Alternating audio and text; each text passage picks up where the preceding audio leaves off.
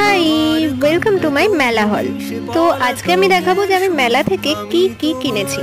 ফার্স্টেই আমি দেখাচ্ছি এই বোতলটা, যেটা আমার খুবই কিউট লেগেছে আর আমি এটাই জল ভরে জল খাওয়া শুরুও করে দিয়েছি। তো এই বোতলটার দাম নিয়েছে হচ্ছে 180 টাকা।